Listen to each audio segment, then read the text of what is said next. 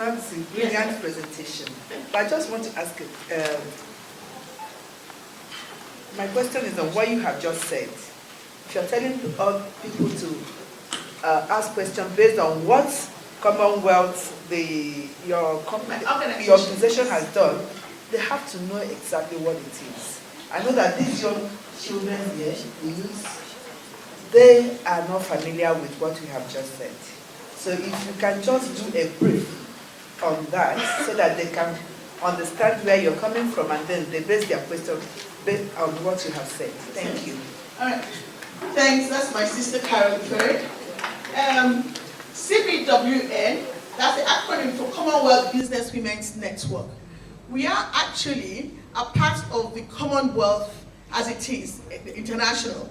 And it cuts across 6 continents of the world. We're in 54 states of the Commonwealth. And in Africa, we have 19 Commonwealth countries. So I stand here in front of you representing the Nigeria factor. And what we do is we enable and embed women in leadership because we're bound by the Commonwealth, Commonwealth Charter and the SDG 5 on leadership and also women and empowerment. So what we do is we encourage talent, which is what I'm seeing here. We also encourage trade, and we also encourage training, which we call the 3 T's that we work with. And so what we do is, our tagline is always, we're diverse in nature, but we're joint in purpose. So that is what CBWN is all about, in a nutshell. All right, thank you very much. And it is a privilege for you to give this lecture to them. But it will be graceful of you if you can tell them your humble beginning. I know you started by saying you don't want to talk about yourself. If you're not talking about yourself, how are we going to encourage these ones? Because their role models these days are the musicians, nothing bad about that, and they look on social media, see people who are half naked, then they do their own video and send out there. What they don't realize is that what they do and post out there will affect them in future. So it will be a good if you oblige us. Just tell them, because you didn't just become successful. By the way, the lady standing before you, if I had this opportunity when I was your age, I will run after her immediately after this lecture. She is highly, highly successful. She has been awarded all sorts of things all over the world. So it's a real privilege.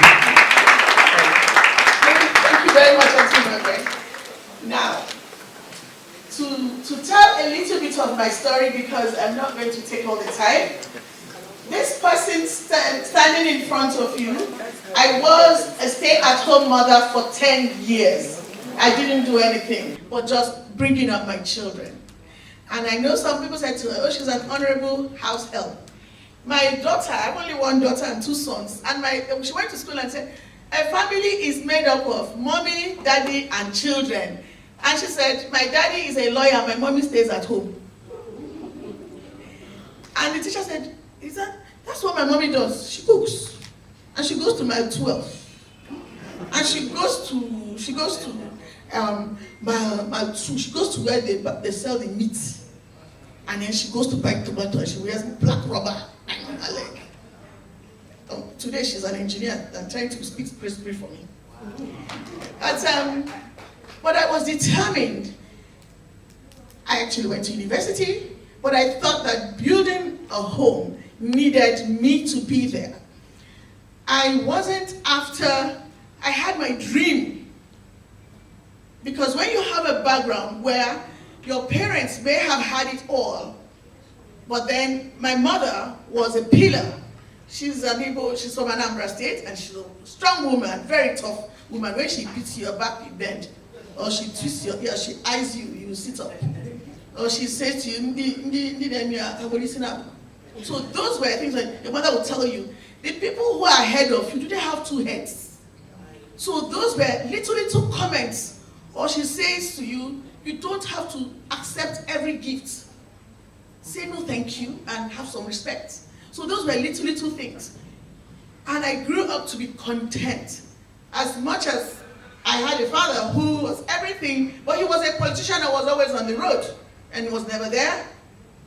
But my mother was home and she was an entrepreneur. And to be honest, everything that I am today is as if I walked into her shoes, because that's what I knew how best to do. That was my role model. So I always tell mothers, please watch what you do. The kids are watching you. And so when I got married, I realized that it was that foundation. So children, I'm talking to you, you have to take the foundation you get from home first of all. Then the teachers add to it.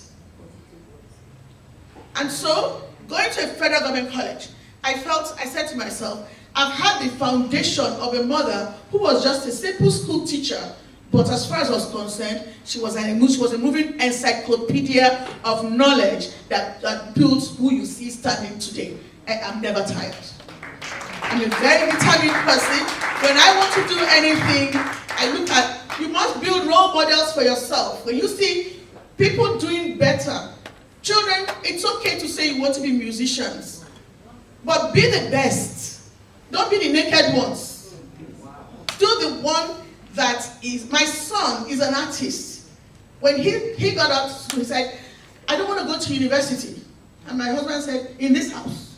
The woman had a first class. I had a first class. That one had a first class. He said, in this house. And I looked at him and I said, Tunde, leave him alone. Let's see what he's going to make out of. He said he's not going to pay the fees. I said, okay, I'll do. He got, and I said to him, when he was going to the film school, and I said, you owe me one. You owe me to have a cum laude and come out the best. If you're going to go there, and I'll go there and just see you drawing or dancing naked, then it's you and I to sort ourselves out. And he said to me, Mommy, I just want to do filming. And he went out there. I like to be myself. And that's what I tell every young girl. Don't be shy to say your winnings and say who you are. If people do not understand where you're going, watch them. Let them watch you know your direction. And keep your eyes on your goals and what you want to be. I have always said to myself, I want to be this person. I told Mommy, I said, Mommy, that is just you working for oh, I don't know what that means. Mommy, I'll show me pepper. Not as in a negative behavior, as in competing with them. I was determined to showcase that if they could do it, it's still the word could, not that they're doing, they could do it. I could also do better. Today I'm a manufacturer of office furniture, carpenter. So I work in a male-dominated industry where when the men are talking, me too, I'm saying my own, they're knocking, they're moving the tractor, and I'm moving my tractor backwards within the compound. Right? So now, what I would say to you is, I went on like that, and I said, when my children gave me that report, I don't want to deviate. When I got that report, and Orama said, my mommy is at home. And I said, this university I went to is as if my parents wasted international school fees sending me to England to go to school. I would watch my friends go to parties. I could tie head tie from going on errand. You know when you have a mother who says, you got what that case just why? You know that why? Yeah, the rules were too many. Don't you have these Anambra mothers? Hey, you come out and you be so prim and proper. People will think you've been to finishing school. The finishing school is from home. But today I'm happy. I'm confident. You have to be very respectful. Not being afraid, but be respectful. Not being wild, be respectful. And learn and listen. So I learned to listen. I learned to look at other people. I learned to pick out the good out of people. I learned to have mentors. I didn't know the meaning of mentorship when I was small, but I had people I wanted to be like. because I loved how they were known out there. I loved the ministers, I loved all of them. I wanted to be like them. I wanted to be in the limelight. I passed on all those to my children. I stand in front of you to let you know 3 of them have a first class. From the mother who stays at home and all she does is to cook. But I think the source was my foundation. Determination. And I sat through, and after when I decided to get when Noxie Limited was going to come to me, it was my talent that was all I had. From being a child from a mother who was extremely tidy. Before you go to bed, you wash those pots and clean the cooker and mop the floor. Otherwise, when you get melody, and she would say things like, don't you send house helps on errand and leave your child. Because the house help will come, at the end of the day, you will be the maid to that house help, and the house help will be your boss. Because you think you're maltreating somebody else's child and pampering your child, and you've ended up spoiling your child, and that other person has become somebody. So what we did was, it was the other way around. In her salon, we picked up all the rollers, and the hairdressers were not allowed to help us. We washed the towels, we mopped the floor, we washed the combs, and we loosened people's hair.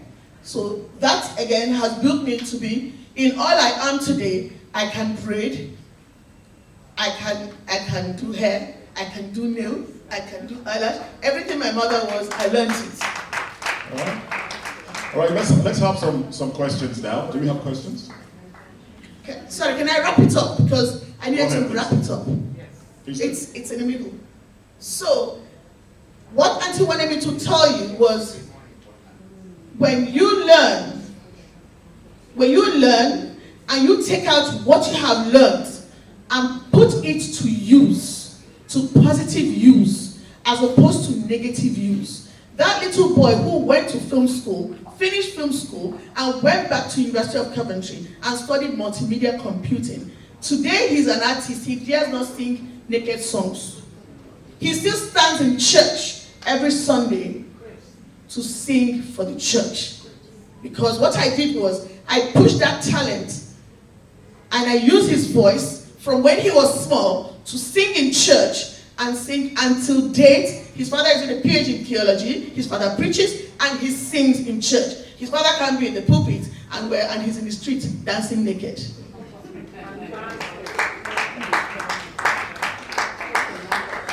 So if you have any question, ask me. So that's, in a nutshell, what this person standing in front of you is all about. All right, motherhood and CEO put together. All right, let's have questions here. With an Oxford degree added onto it. It's an Oxford degree, it's not a small something. Please put your hands together for her.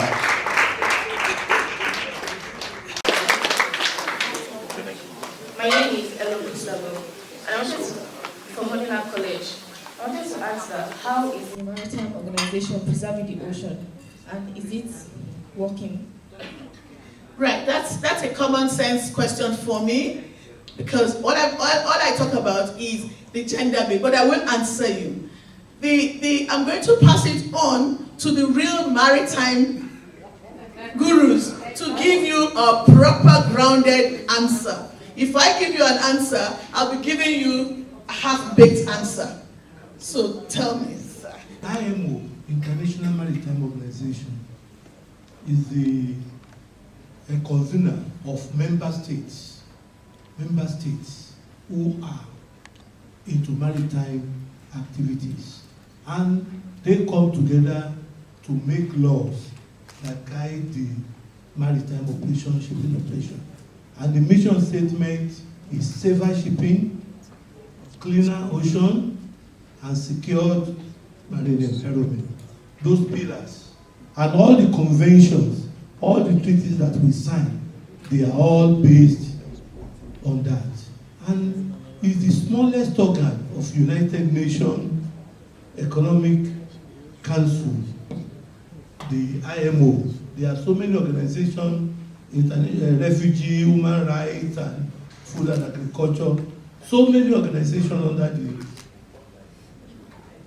United Nations, and IMO is the smallest, and that the smallest organ controls the water, which is about 85% of the,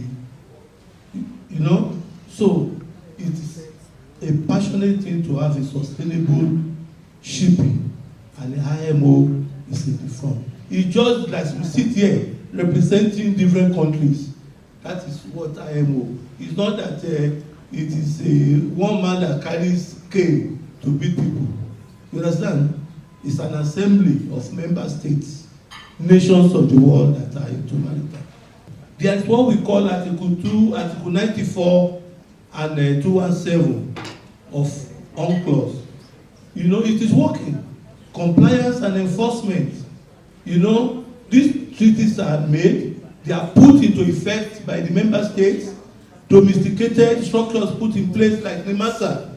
NIMASA is an institutional development for IMO conventions for Nigeria. Is the local point.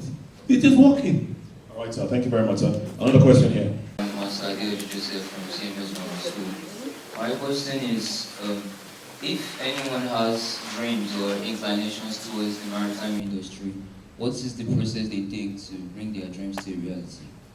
I'm going to help you do that bit, and then the rest, Honorable Williams would answer the leg to the place. The first thing you have to have is you have a dream, and within that dream you have a drive, you have a passion.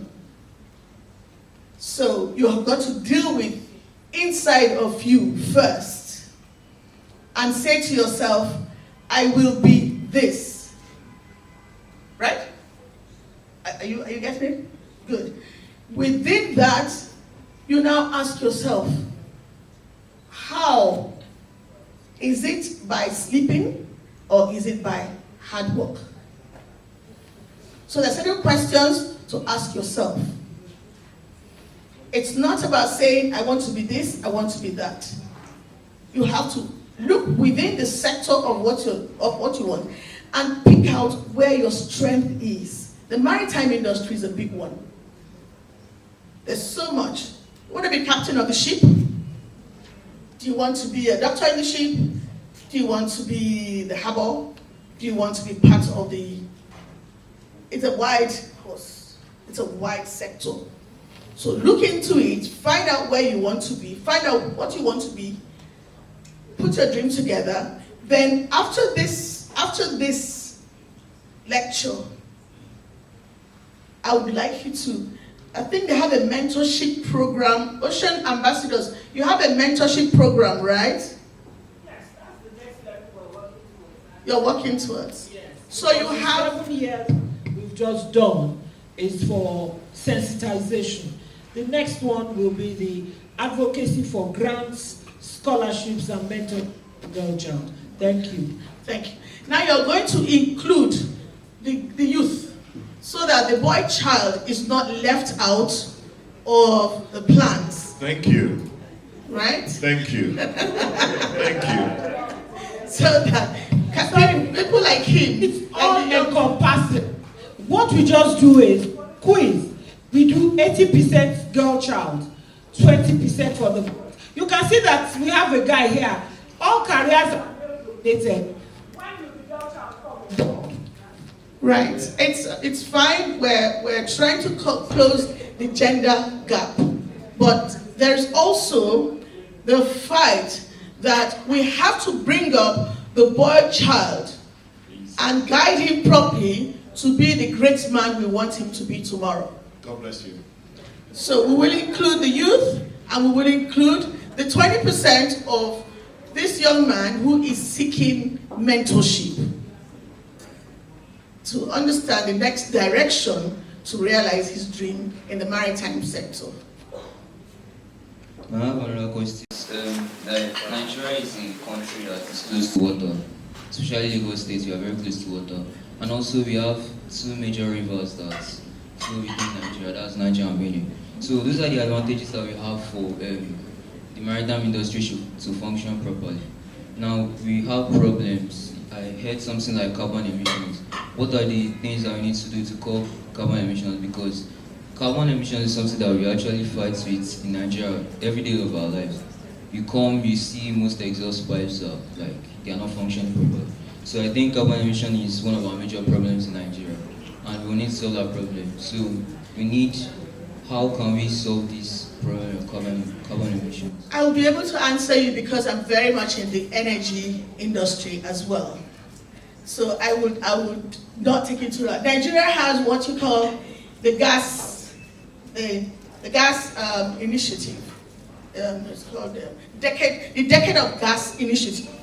And that is where Nigeria says that by 2060, we would attain to be a carbon-free economy. Okay, I'm trying to be very elementary. Excuse me, just one second. I'm trying to be very elementary so you will understand it. So what they're doing now is most organizations, we're trying to change from fossil fuel, right, into natural gas, renewable energy. Well, I will sit down to give you more lessons after now, but I'm just going to take it slowly. You see, they're encouraging the use of solar, the use of, and then they're trying to curb the emission of carbon into the air. So they're trying to use solar, things that will reduce carbon emission. The country is trying. You can notice that countries are moving into electric cars. There's a Nigerian who has actually built an electric car. I'm trying to remember, he has public transports running now, and they're all electric operated. So those are little steps. They're bigger steps, but they're little steps that the country is taking into reducing carbon emission into the air. All right, thank you very much. We have some practitioners in the maritime sector who want to contribute.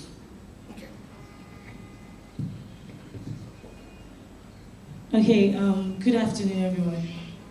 Second engineer, Kudoda Olua from Nayo. I want to answer the first girl's question.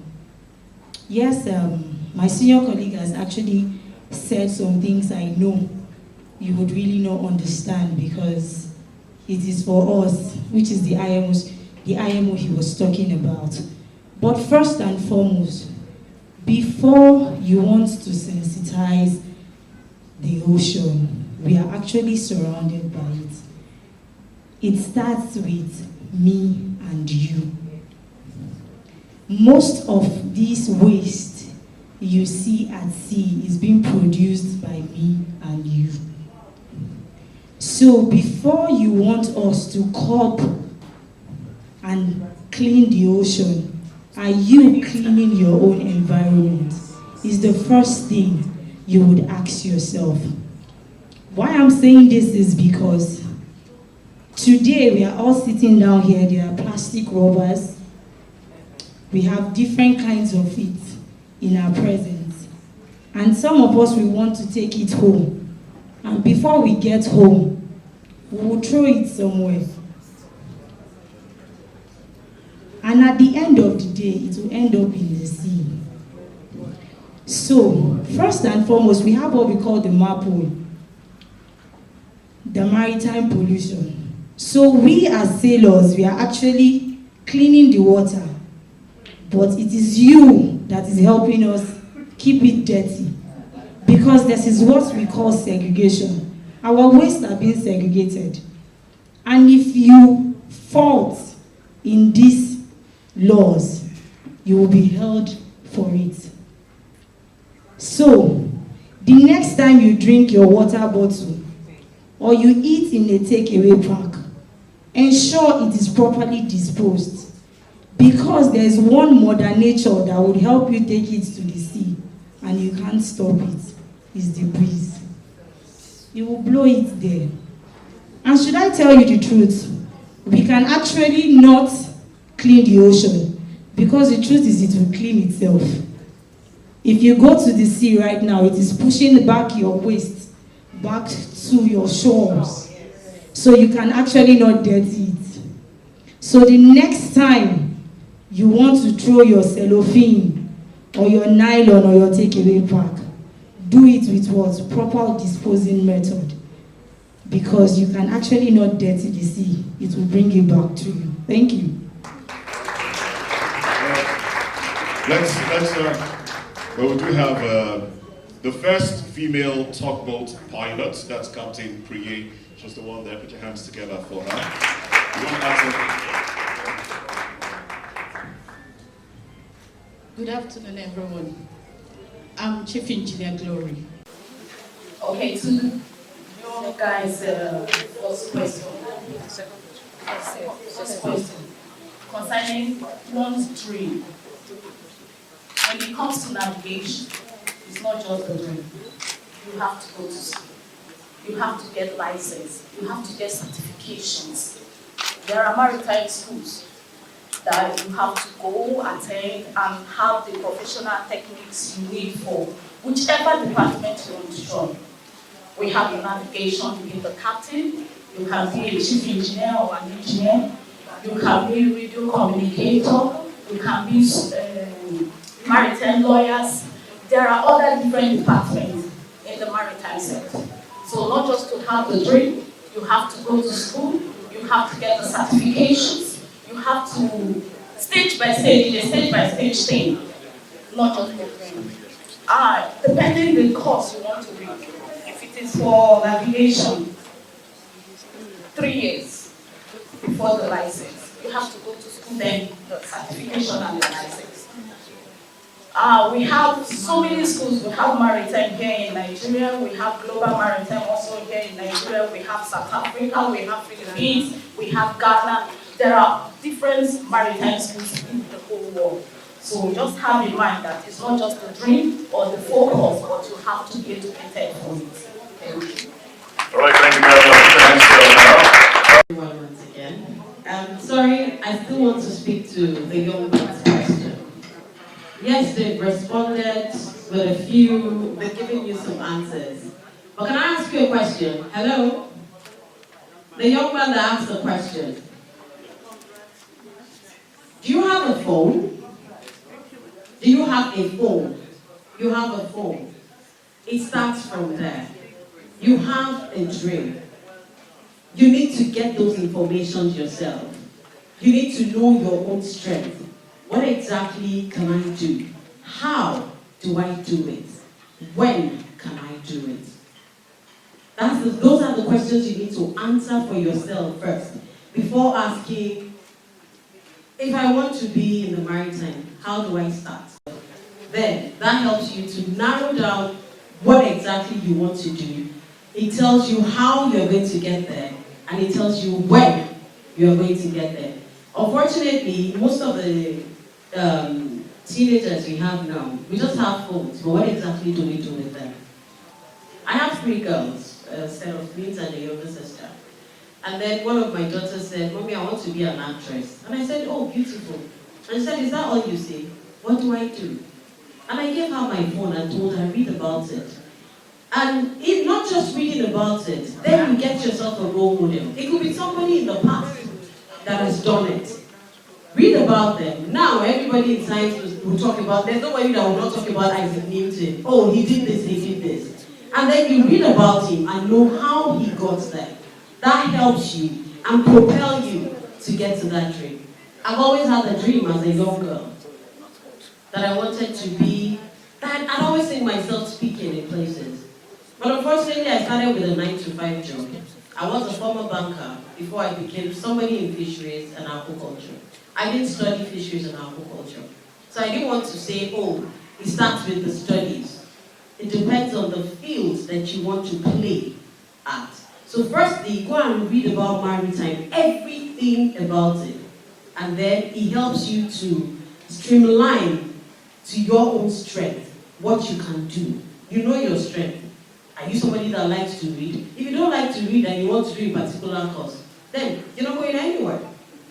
So I'd like to implore every one of us, all the students here, your phone is not just to chat on WhatsApp. It's not just for you to Snapchat. TikTok. The whole lot of things you can get. We say every time, Google is your friend.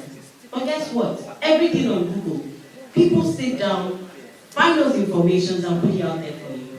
Make good use of it. Be who you want to be.